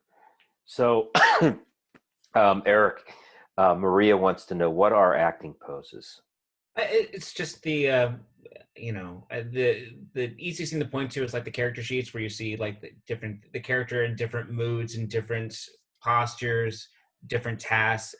I'm trying to think of an easy way to explain just the character. The way, like when we go back to a conversation about Kurosawa and Fume, and his psychological gestures, yes, like that. It's just, it's Jack Sparrow and his like, animatronic kind of posing. It's just the way the character conveys how they feel and think and do, physically, if that makes sense. Act the way they act. And it's one pose, and you're taking a character standing, and then you're going to do 100 different poses of that character from that angle. As an example of how they stand, like there's 100 different ways they can stand and convey how they feel about something, just in how they shift their weight. Mm-hmm. Yeah. Okay. So, is there Eric, before you go, is there anything you'd like to add? I don't want to keep you. Like I don't want to. I can't thank you enough for doing this. Like Thank you. This was fun. So it's short, it's short notice, and hopefully you're staying corona free. And it's a stressful time, but it's nice. I'm doing this just so people can just have something to do on a Wednesday night to kind of talk. So, so thanks for joining us and chatting a little bit. It's very nice to have you. I'm honored that you wanted to talk. So, and share your knowledge. Yeah. So thank you very much. So, but anyway, is there anything that you wanted to add? Is there anything else you wanted to say before you left? I mean, I think there's a lot of really great stuff that's been talked about here. We could talk for days still about all the things that are fun about, acting and storyboarding, filmmaking. I don't think I would say it's just like, keep learning, I'm always either learning a new skill in what I'm doing, or I'm relearning a skill that I forgot because, a little bit of Homer Simpson brain, like every new skill kind of pushes an old skill out, so I have to go back and find it and learn it again. And there's always, the medium is always changing. There's always a new style. I mean, I grew up in the 80s and 90s where it was like about character, and the experience of watching a film, and like when you're talking about character introductions, it's almost like a dying art because we don't do that anymore. And we've shifted into filmmaking by moments, where it's more about like, we'll string together a loose structure of a plot and then we'll just slam in moments. And it's a style that's here now, and it's some people are very effective at it, and then the styles will change again. So it's always evolving. That's the beauty of it, the medium. It's always evolving, and there's new things to learn all the time, and for sure. That's the exciting thing. Is like, and there's always somebody who has a different point of view or a different take on a thing that you thought you understood. So it's like, I'm still subscribing to like a dozen film theory blogs. I'm like, oh wow, I didn't even think about it. It's true. There's a lot to learn. There's a lot. Just when you think you knew it all, it's like there's somebody else comes along and really blows your mind. You're like, oh my God. It's like, I find the most dangerous point in a young artist's career is the moment when they think they figured it all out. So that's when they stop learning. It's either they're like, oh wait, no, I still have plenty to learn, or they just stop and say, no, I've got this. And like, that's the dangerous point, is when they think, oh no, I've got it. It's like, because you don't. You never do. I just had someone ask, can you post some of these blogs? Maybe not post them, but can you name any of them? Do you know any of them that you? Yeah, there's some really good ones. Lessons from the Screenplay is really good. That's a great one. Nerd Writer 1 has a lot of really good stuff. It's not just film and television. There's a lot of just like there's pop culture stuff in that. Just Right has some really good essays. He has a really good one on how to use a MacGuffin properly. He has a really good one on defying structure, and it's all based on Rocky, which is really great, and like a really good one deconstructing Airbender. There's a Wisecrack has a couple of really good shows. There's one called What Went Wrong, and they kind of analyze why movies don't work. Those are fun. Those are always great. Fun. But they also have one they don't do too often. It's called Philosophy of. And it's a really good character deep dive. There's a couple of ones that are really good. There's the philosophy of the Joker. There's the philosophy of Darth Vader. Philosophy of Daredevil. And it's a really in-depth, like pull apart character study. Characters about who they are and why they do, and the internal mechanisms that they fought that make them act, and the internal mechanisms that make them stop. It's a really, really insightful web series. That's fantastic. That's really good. So, well, you're always welcome to join anytime you want to join in here. I'm going to try to do this every Wednesday, as much as possible. So you're always welcome to come if you want to chat, and Thank you. Pop in, pop out. If you want to just listen, whatever, you're always welcome. Buddy. When I have time between the work from home paradigm and the parenting at the same time, I'm trying to figure out, Yeah, I think. How do you do your 9 to 5 while trying to be a parent at the same time? It's true. So tell me about it. So thank you for being so gracious with your time and for spending a little bit of time doing it. So I appreciate it a lot. Yeah. And you're a good guy and a tremendous talent. So, thanks, So when does Jurassic World air? Do you have any idea yet? Do you have guys have a? I have not heard a release date yet. No. You know, and who knows how everything's going to shift, if it's going to get shifted up or pushed back, because you know, with everybody staying. I mean, the nice thing about animation is the only part of the film industry that's still going right now. You know, so it's true. It's we're getting even more weight because everything's going VOD all of a sudden. Like all these theatrical films are all now for download. So it's like, we'll find out soon enough. I guess everything. You know, we're still in the early days of all of this, so we'll find out soon enough. I'm sure. You know, hopefully things will get back to a normal, by summer. But it's going to be weird, and it's going to be a lot of these live action productions are all going to be halted and be and they're all, so who knows when we'll see movies. It's going to be a while, So actually the smart thing they did is they're putting, like, Wonder Woman is on the shelf now, and some of these movies, it's like, you need something when this is all over that people can go see a film again. And you don't want to just put everything out on VOD either. But I think animation is going to be the one thing that you're going to see all kinds of animated shows. It's going to be like a week of animated shows, in the fall, because they're not going to be able to do anything else. It'll be it. And we all went home, and we all took our computers, and we're all still working. So it says, still going. So we're all like, we're like, go home, like, great vacation. Like, oh wait, no, work. And like, So now you have to watch the kid. Now you have to, you have to, do chores around the house, all that kind of stuff. So it's different for sure.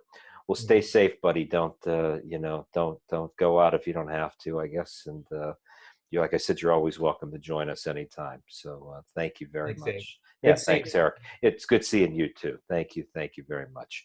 Have a wonderful night, and I'll talk to you soon. Thank you so much. Bye-bye. All right. So enough of that guy. No, I'm kidding. He's a great guy. So all right. So now it's you and JJ. So JJ, are you unmuted? You are not. I have to unmute you. Let's see. There you are. I'll unmute you. I think I have to do that. I don't know why. Because I have control. So there we go. You're unmuted, buddy. So now everybody can hear you. All right. So now you gotta hear me. Ha ha ha! Now we're forced to listen to you.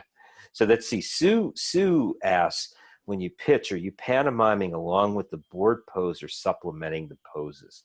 How rough is a pitch board? I've never worked on a show that has pitches. From my experience, I know this is probably more directed towards Eric, but you're not really pantomiming with the board poses or supplementing them.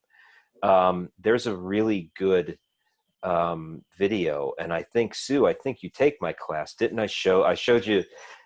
My friend Kelsey Mann is maybe one of these days I'll try to get him on.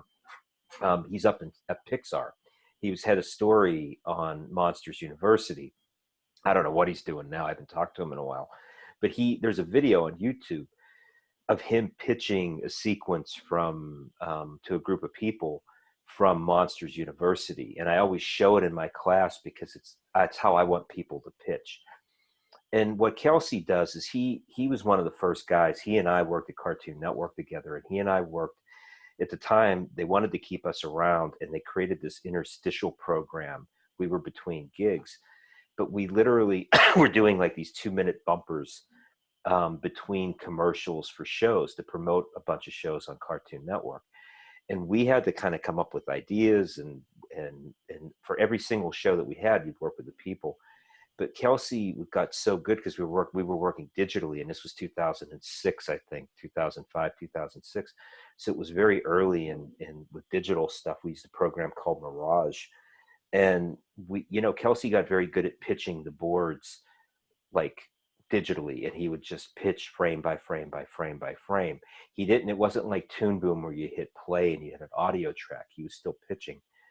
And he never oversold anything. Like, it was just the acting of the board. Like, that's what everybody was watching on the screen, was the actual artwork. And he was sitting like in a little corner typing away or frame advancing, and he'd be acting and doing the stuff. And it played so well that it was like you were just engrossed in the moment, and he was very good at it, but you weren't watching him act per se. You weren't watching him. And I think that's a big mistake. If you go up there and you're pitching a board and you're, right, JJ, like if you had a board artist come in and they start like gesticulating wildly as they're doing the stuff, right? That's what you do. You'd laugh. You'd be like, oh. Like on our show, we usually have like a PDF of the storyboard, and we're, it's being played on a television screen. So most of the time, the board artist is just sitting at the conference room table, just kind of like pushing on the keyboard, like the next panel, next, and kind of stepping the EPs and director through the scene. Yeah. It's not like when you'd see like behind the scenes footage of Beauty and the Beast and everything's pinned to the board and they have like a pointing stick. I've never seen that in my career. Yeah, they're not coming to arrest you, are they? No, so like any kind of like gesturing I'm doing, hopefully they're actually looking at my boards instead of looking at me. Yeah, that's what I think. Like, you don't want to distract from what's your work. Your work should speak for itself, and it should be there to speak for itself. If you have to supplement your drawings, then you haven't done your work as a board artist, in my opinion. Everything should be there in the board. You're acting in the way even that for television, most of the time, we're just given the audio track and you're just listening to it and put down. So it's a much different process. Like Sue said, she's worked TV. I know Sue, she worked, in TV. And, you're working the way we have primarily, Sue. Like, you get your audio track and you're kind of working off of it. But the pitch is a different thing. It's a much different art form. But you don't want to, the same principles apply. You don't want to overshadow your drawings. You want the drawings to stand out and be the thing that people are watching, not you while you're up there. So you can be a really funny actor, but your artwork should be selling all that stuff.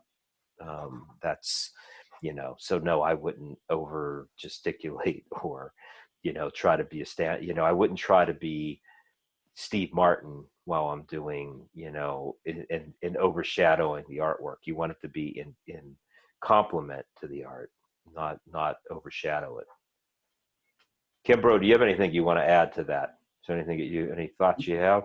Yeah, that's all great stuff because you want the boards to speak for themselves. You're kind of the person who's presenting it, and the personality and the energy and the emotion that they hear while they're watching the board. So, the stand-up comedy exercises just to get you comfortable with speaking with people, but not necessarily you want to make a routine when you're pitching. What you're saying is absolutely spot dead on, and your personality and your animation is that stuff that supports your storyboard, but not necessarily takes away or distracts from it. And that's all great stuff. So do you have, hey, JJ, do you have any, let's see, last week people were asking about the, one of the common thread questions seemed to be, how do you break into the industry? So do you have any other thoughts? I know we talked any way you can, baby. That's right. So that's exactly how that's true. There's a truth to that. Cause I'm just trying to think, you broke in. I was telling Eric this because he said that he broke in as a PA, like he was a PA at Disney. I told him about you. I said, you were on Young Justice and Warner Brothers and broke in. And people tend to stigmatize, oh, well, it's beneath me to work in production. No, it's not. Like, whatever gets your foot in the door, man, get your foot in the door with stuff, So anyway, I'm just touching on that briefly here. I'm looking on the chat stuff. Do you guys have anything that you want to type in for us? Any questions? I'll let people get a chance to do that. JJ, is there anything that you wanted, like last week? Was there anything that we didn't touch on that you were, or didn't touch on enough that you were like, hey, like the kind of, yeah, it's true. I'm kind of the guy. I don't remember. Ask your chat room. Yeah, chat. Well, that's what we're doing. So we'll see what people say. We'll see if some questions start to pop up. but okay, so now the one thing that I would say, you recommended a bunch of like people to look at and some people to look. Why don't you tell us again, because I'm recording this for posterity, so I can put this up, so I can put this up, so that way people can actually hear it, and because I know that's a common thing. So just go ahead. Why don't you tell us some folks that they can look at? You recommended that one guy. I always call out Max Collins. Max He's Collins. one of the board artists on Rise of the Turtles. Yeah. He's just a phenomenal board artist. He has a shot, just like the efficiency of his storytelling is like flawless. There's never an unnecessary shot. The comedy is always just flawlessly timed, and then the quality of his drawing is always great. He doesn't overwork the drawings. There's a simple confidence to his drawings, and I actually kind of use his work as an example for when people ask how clean do boards need to be. I reference Max a lot because his drawings, they don't look like an inked graphic novel, but the drawings communicate everything you will ever need to know for an animator or a layout artist to actually create that image in animation. Do you have your own? Do you have like your own Instagram where you put up some of your own work? Do you have any of the stuff like of yours? I have mostly Stuff. Tumblr, jjconway.tumblr.com. I don't update it a whole lot, but yeah, like I have some of my boards, kind of some before or storyboard to like finished animation. On my Tumblr, just kind of show the work that I've done. We've talked about this last week, but Stephanie asked a question about. She's saying it's difficult to network when you're stuck at home, so she's wondering applying for job postings, but she has a sneaking suspicion that she gets lost in the shuffle. How can we get people who are hiring to see our work? So I would say a website. Yeah, like that's one thing. Yeah, like one of the things I always tell students, especially, is that like one of the most important things you can do for yourself is to get your internship, because that's your first and best opportunity to network inside the industry, because you are now inside of the studio on a show. 2 or 3 times a week you have 8 hours of FaceTime with the people on the show, and you want to use that time to network with them, let them get to know you, your work, and what you want to do. Because she's right, her sneaking suspicion's correct. If you're applying through online portals and stuff like that, you're applying to a job that has probably been open for 2 or 3 weeks already, and every single person on that crew has been recommended. So like if it's for my show and a storyboard artist posting goes up online, we've known for weeks that there's going to be a vacancy. So I'm reaching out to people that I've had my eye on. My crew is recommending their friends, and people I know are recommending their friends. And so that's a lot of personal recommendations that are coming to me before even the possibility of kind of like someone just coming in through the job website. It's a tough thing, because the guild has they have to post job listings through our contract, but a lot of times, just like JJ said, their positions are already filled, or at least who you're going to hire. I'd say 95% of the time you have some idea of that. But having said that, I guess she's asking, you're stuck at home. How do you network when you're stuck at home? I would say, look, you've made a lot of connections, hopefully. So email people and, go on Facebook if you're friends with them, or reach out, set up an Instagram account, and make your work known to people, like really promote yourself.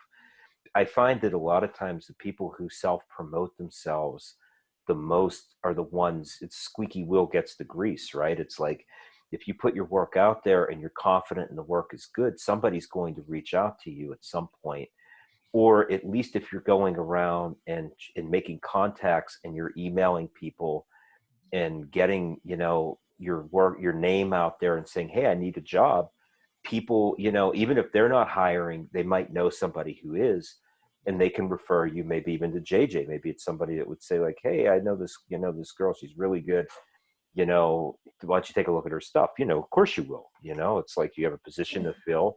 You know, you're looking, okay, yeah, let's see what she has. Let's see what the stuff is. So to me, like that's classes, like things like this, you know, like taking classes online, even going to like, you know, yeah, jumping into like little like seminars on Wednesday like this. yeah, It's like, that's the kind of thing that you can do from home. Like, especially, you know, if you're taking like a class where somebody like Dave is reviewing your work and saying, oh, like, okay, this person has potential. Oh, this person like took these notes well, and, you know, so I know they can take direction, and oh, okay. And so like, if I'm, you know, like having a drink with Dave and go, man, I need a board artist. Like, that's a way to get you in someone's mind, is he goes, you know, like, I had this student, you know, you might want to check out their stuff, see if they're good for like a revision job or something. yeah. That's how it happens. I know a lot of people that actually teach, it's half of it is recruiting. They're trying to find talent. They're trying to find people with potential. And, you know, what they find is that by teaching, not only do they get fresh work in front of their eyes, but week to week, they can see how somebody grows, how somebody takes direction, and kind of, it's in a way, it's seeing what they are like to work with. Well, you know, it's funny you say that. I'm glad you said that, actually, because I literally, that's exactly my philosophy with teaching. It's like when I'm teaching, I've referred, I just had it happen. I referred a gentleman who took my class to a couple of people. You know, Ashley was one of the people that I referred him to, and I told them exactly that. JJ, I said, look, my class is like a test for the, you know, it's like if you turn the work in on time, it's you know, you come up, you're willing to pitch in front of people, you take criticism well, not just from me but from 30 other people in a room. It's like, what more can you possibly want from somebody? You know, they show up every week, so you have that you've already been vetted by somebody who knows what they're doing, and then it's up to you if you trust my opinion of somebody being good, right? It's like, if you're, you know, if you trust me though, and you're like, oh, I'm looking for somebody, and I'm like, yeah, I know this person, they're really good, you're gonna take it seriously, because you're gonna be like, okay, like Dave, you know, is good about vetting people, you know, he knows what he's talking about, so, you know, for the most part. So that's kind of you know, that's, oh, thanks, JJ. JJ put up in the chat thing about, for Max Collins, so it's in there, so you can link, there's a link to his site. And So also, anyway, Dave, yeah, go ahead, Kimbrough. yeah, as far as ideas for networking, Yeah. There's a lot of short filmmakers that are participating in literally hundreds of short film type festivals. You could reach out to a ton of the short films and ask them if you can do the storyboards for their short film, and then you know, their movie poster, like make a movie poster with a few shots of your storyboard and make a big deal that you were the storyboard for this short film. Yeah. And put that on Instagram and social media, kind of like make it a big deal that you were the main, you were the storyboarder. Yeah, I mean, yeah, you're right. Like, people, it's a great way to break in, you know, and do live action stuff. I've told people for years, like, the pay is usually non-existent, or very little, but the experience you get from being on set and doing that stuff is, you know, and you never know, you're working, if you want to work live action, you may be working with the next Martin Scorsese, and, you know, that person's going to remember you, that you were their board guy, and when they get their feature films going, they'll bring you on board with them to do that stuff. I've known a few guys that have broken into the industry that way. They've worked with small, you know, directors, independent directors, and then the film's a moderate hit, and then they get a real movie deal, and then next thing they know, they're on set working with this person as their go-to board person. So it's great advice. You know, you're not going to get paid much. Go ahead, But JJ. I feel this should go without saying, but I feel like it unfortunately needs to be said. Like, if whenever you like take a job, even if it's like a little thing, like Dave was saying, just like a small, like a little independent thing, don't act like you're above it or don't get an ego about it, because yeah, you never know who from that crew is going to make it Absolutely. and think, oh wait, that guy, he is a jackass. He has such a big ego. No, you want them to go, oh, I worked with that guy on this small little project.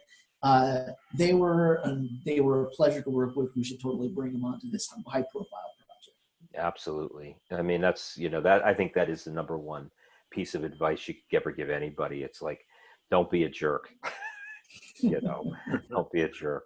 So always be professional, and like remember that it is a really, really, really tiny industry, and everybody knows everyone within about 2 degrees of separation. And everybody has a short memory. Everybody has a short memory. But yeah, like everybody, like don't be an ass.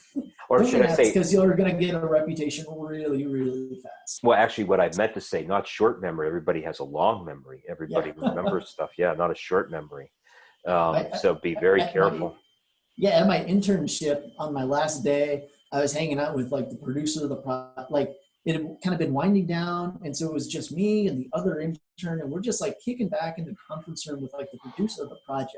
It was really, kind of just awesome, quiet moment in the afternoon. You're just getting to pick the brain of this veteran. And I asked him, like, hey, like, do you have any advice for somebody like starting their career? I'm thinking that I'm going to get this like profound piece of storytelling advice, this profound, like drawing tip, this magic bullet on how to draw or break in. And his advice was, don't talk shit about people, because it'll always get back to you. Like, it'll always get around to them. It's going to bite you in the ass. But, I heard that piece of advice 13 years ago, and it still like really like rings true, because it's such a small industry and it's so easy to like taint your reputation by being just a jerk. Yeah.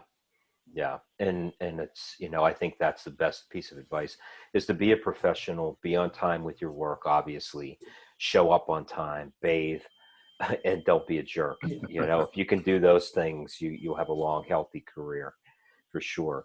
So somebody's asking, Natalie's asking, where does one find a list of these shorts projects? Kimbrough, you want to chime in? Yeah, the 48-hour film project, they do 3 events a year. They have over 200 teams sign up, and on each of those teams, there's probably 10 to 20 crew people that are working on these films. They do 3 of those a year. So the 48-hour film challenge would be one. Hollywood film shorts, the Palm Springs film shorts, which happens in the summer. They get probably over 500 films submitted to their film festival. And if you probably went on any social media platform and just typed in short film forums or short film groups, there's a ton of them that will pop up. And just, introduce yourself. Maybe if you made like a little poster that had some of your storyboard slides in it, maybe a picture of you with a pen and a board with some slides and a mock poster, and being like, hey, I'm looking for some short films to storyboard. Is there anybody out there who needs a storyboarder? Because I'm trying to build my resume. I want to network. I want to meet some people. One of the best advice that I've gotten in my career, which applies to any career across the board, and it was network laterally. If you try to network up into like the A-list, it's just like you're going to be annoying and they're not going to give you a shot. And if you're networking with people who aren't as evolved and connected as you are, you're kind of wasting your time because they're not at the level you need to be. But the people who are doing what you're doing and are connected with kind of the same things that you're doing, if you develop a good relationship with them, as they pop into bigger deals, they bring people with them. And I found that when comedy, When I was in open mics, I networked with the open mics as I became an MC in a feature. I networked with the feature comedians. And then when I became a headliner, I networked the headliner, and they get you more work. And then they push you into the next level, into bigger things. But if you kind of stay in your lane in your networking, you'll find that your advancement happens a lot quicker because you have more people who can relate to you more, who have more incentive to advocate you. And yeah, that's like a really good piece of advice, because if you're trying to network vertically, if you're only trying to network vertically, you're going to look like a kiss ass you're going to look like that guy who is only trying to, who only wants to connect with somebody for what they can get out of that person. But networking with your peers and equals, like networking laterally, like those people are going to rise and bring you with them. Yeah, when I do my class, the physical class, I always have, for the last assignment, I have people working as a group on a script. And I tell them the reason why I'm doing it is because I want them to get to know each other and trust each other and become friends with each other, because what a great resource you have. If you make friends with all 30 people, that's 30 people who are out there looking, and they're all in your peer group. They're all looking for work. People are going to get hired and go on to productions. And if they like you and you're friends with them, you're going to get a chance to they'll be like, hey, I like Bob, he's a great guy, and he's, so he's on a project and he hires Bob because he, recommended him. That's how people get work. You're pulling for each other because you're all kind of coming from the same place in life. And it's absolutely true. And it is really good advice, Kimbrough. It's like, that's exactly what everybody should be pulling from. Don't try, like JJ said, you do come across as a kind of a sycophant if you're like going up to Bruce Timm and you're trying to like hang out with him at the comic book store or something. People just it rubs them the wrong way too, because it feels disingenuous. So it's much easier to be friends, and it's harder because it takes more patience, but it's also more rewarding because those are your real friends. And if once you do break in and you're working, and if you're working with Bruce Timm, then all of a sudden you're going to the comic book store with him because you're a peer. You're working with him, not, that stuff will come in its own time, in its own place. But you can't rush that process, and you're better off making the best friends that I've had. Like last week, I had my friend Chuck, and I started in the business with him, and we pulled each other up by our bootstraps several times. We'd be looking for work and call and say, hey, do you know of anything? Oh yeah, I hear that like the show I'm on's hiring. Next thing you know, you get a phone call from the producer, or if his show's not hiring, he knows people that are, or vice versa. That's how you do it. And also, just that's my very best friends are the people I came into the business with early, and those are the people that get you through the tough times. Like when you're feeling low about your work or you're feeling insecure, they're the ones who prop you up, and and they're the ones who are also honest with you, who will give you advice like, hey, you need to work on this, or you need to do this to get better. You're not getting work because of this. That's what you want. They're people you trust, and that's a hard thing. But the more friends you make in this business now early, and like JJ was saying, like the reason why I do this stuff, even on Discord or on here, make friends with the people that are on here. Take a class. It doesn't have to be my class, but take a class where you're working with people and you're getting to know each other, and find a teacher who's encouraging of that you're working as a group, and get to know each other. There's plenty of cheap, classes out there that you can take, that it's just a nice diversion. Once all of this coronavirus stuff passes, I think it would be a really great thing. And I'm here to do stuff. So it's like you meet people, and hopefully you meet them through here or through other things. That would be the best payback for me, is that people are working and getting jobs from people that they've met in my class or in my online stuff. I think would be wonderful. So You know, I think that's really good advice. Somebody asked if we do writing outside our own, besides storyboarding Ninja Turtles or whatever project for Marvel, do we do our own writing on stuff? Um, I can talk for me. I used to actually have a writing partner. We've written novels, we've written screenplays. We were at Dreamworks. We actually wrote a screenplay for Over the Hedge 2, a treatment for it, I should say, not the whole screenplay. You know, we had our own ideas. One got stolen by Pixar. So if you're going to get ripped off by the best. So yeah, I have. Although I have to say, I haven't done it in a while because of my kids. Like I've been so focused on parenting that, and I knew I kind of had to stop a little bit. But there was nothing more rewarding for me than having my own projects to work on. JJ, I don't know about you. How about you? I do a little bit. I wish I had the discipline to do more. Yeah, it's tough. I mean, I have a bunch of my own ideas, just a matter of actually sitting down. Like, you know, I'm sure you know how it is. You have like the brilliant idea at like the log line level, and then you go, you know, try to write something that's maybe 2 or 3 pages, and then you hit that like road bump of like, how the hell do I like actually like, get from here to there? And then you kind of run out of steam because it's hard. Yeah. You hit that a lot. So it's true, you do. And I know for myself, you know, it was a discipline literally of going almost every single night. And this is before I had kids, you know, and my writing partner and I would meet at Barnes and Noble at night and would sit down and, you know, and write and come up with ideas back and forth. And it was the only way you could do it, but it was a really enjoyable process. And I have several ideas that I have for pitches.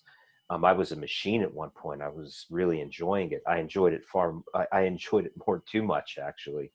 And at a certain point in time, it's very rewarding, but also I think it helps with your work because there's a lot of things that are outside of.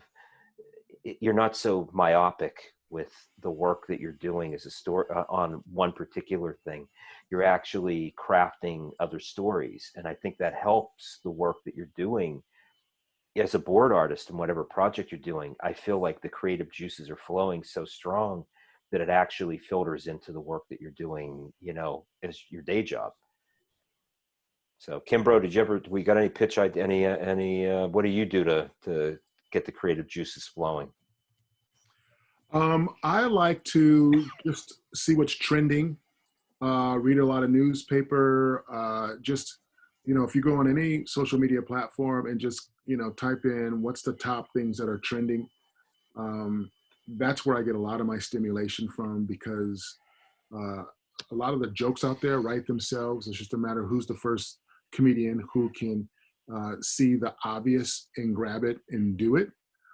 So I'm constantly just going through, you know, newspaper, magazines, online, social media platforms, and just seeing what's going on in the news. Like if I want to do some bits about celebrities, then I'll go to some of the celebrity groups and see what's trending in gossip magazines. If I want to do sports or politics.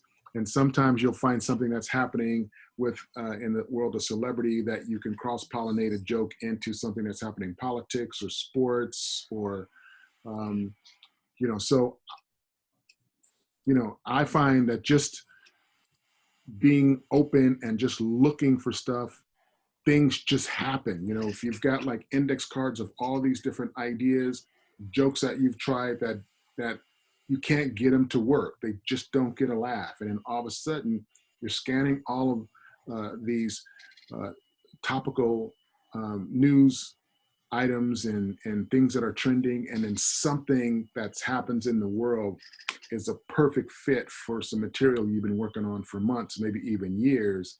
And now it works. So I just like to keep my eyes and ears open to kind of what's happening in real time, so that I can, you know, find my stimulation in that. And, you know, when I write and I put material together, and if it doesn't work, I'll put it to the side, and then you never know, something just fits right in like a glove, and it's like a perfect thing. And then when you do it and it works, and you finally get the laugh, or you finally get the response that you want, it's great, especially for the people who have been watching you for years do that joke.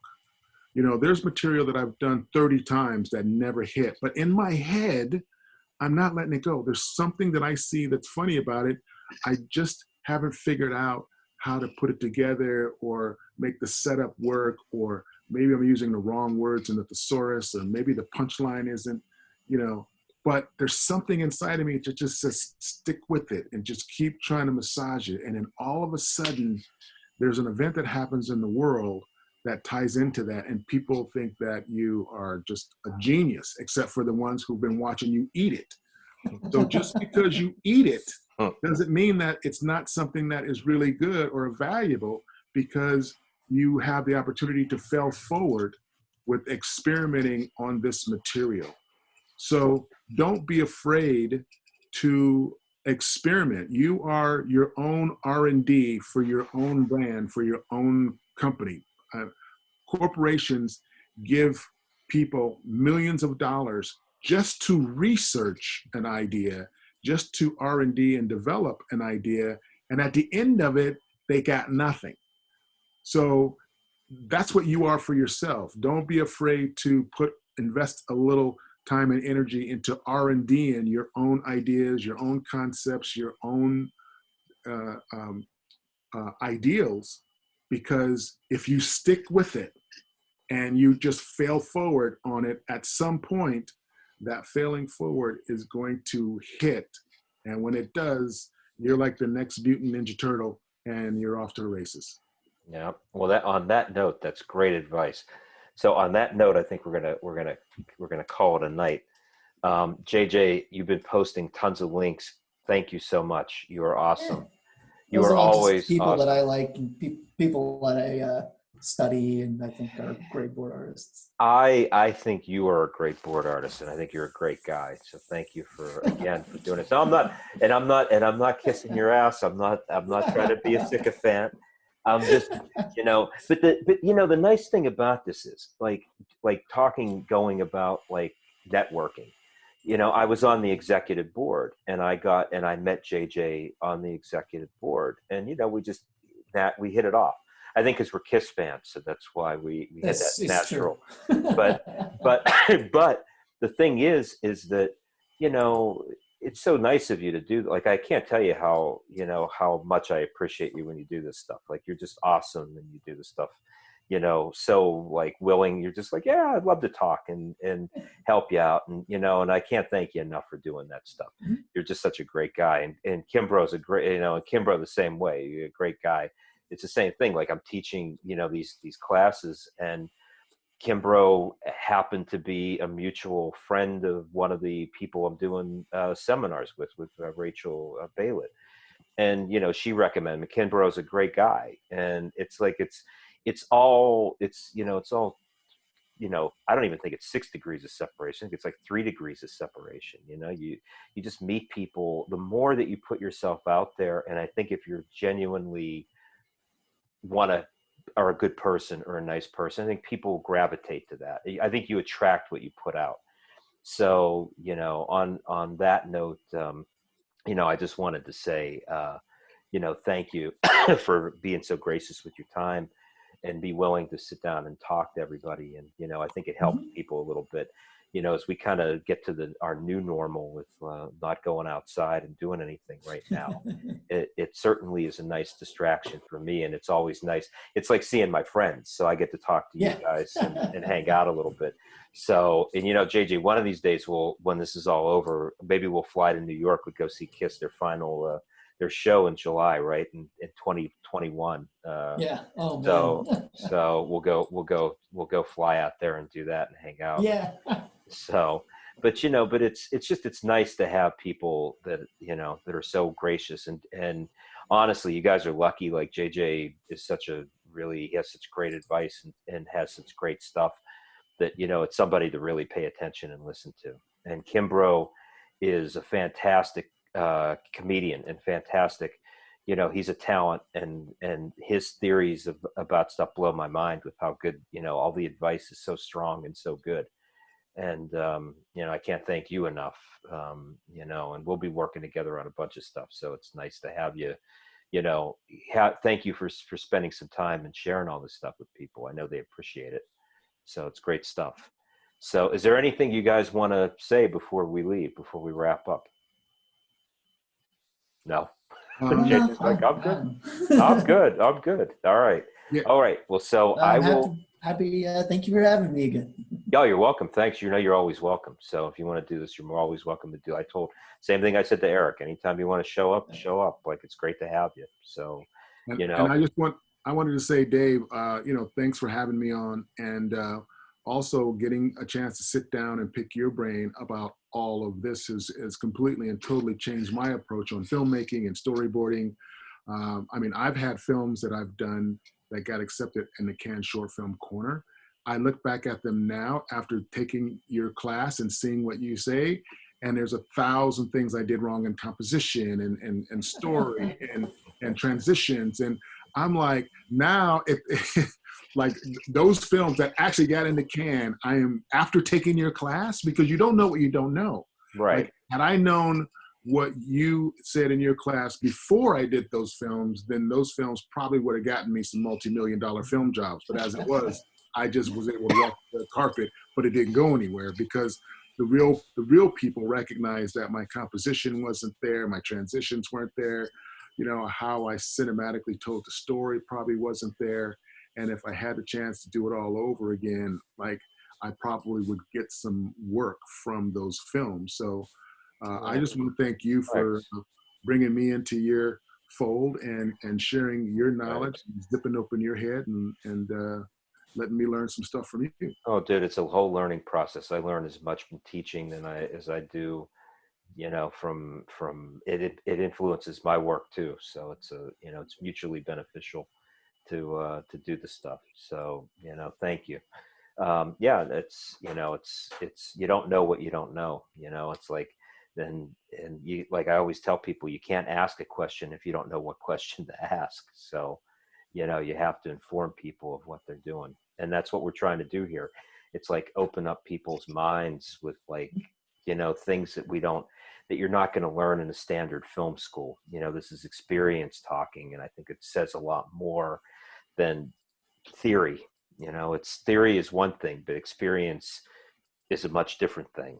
Mm-hmm. So hopefully everybody gets something out of these things, you know, as we do them. So, you know, and like I said, I'm recording this.